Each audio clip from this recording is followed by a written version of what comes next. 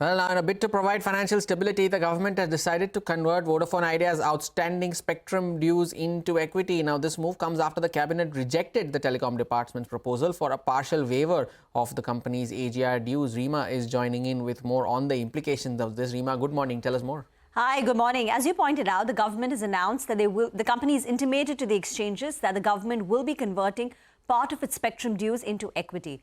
The government stake in Vodafone Idea rises from the current 22.6% to 49%. The company will be issuing shares worth 36,950 crore rupees to Govt of India at the face value of 10 rupees. But this is at a 47% premium to the current market price of 6.8 rupees.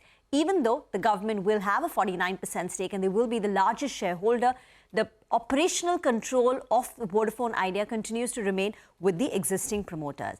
Now the news is a positive for Vodafone Idea. For starters, their debt comes down by nearly 37,000 crore rupees. Liquidity in the company goes up. The company has been trying very hard to raise 25,000 crore of bank debt funding, which they can use for rolling out their capex, getting 5G, on a nationwide basis. That has been delayed for a long time. Now that the government has backed it, perhaps the company will be able to go ahead and get that much-needed bank funding. It's also a positive for Indus Stars because Vodafone Idea is now, in a much stronger position. Now, the debt on Vodafone Idea's book, though, is very large. It's nearly 2.3 lakh crore rupees.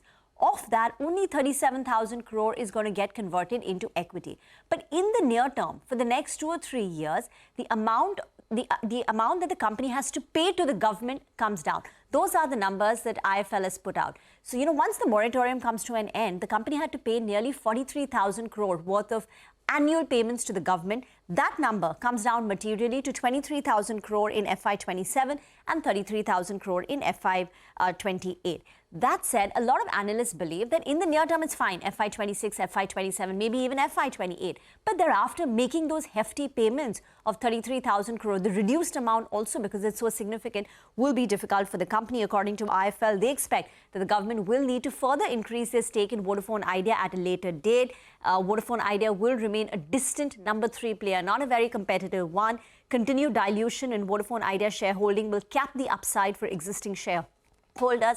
And hypothetically, if the government were to convert all its dues into equity, its holding would stand at 81%. Back to you.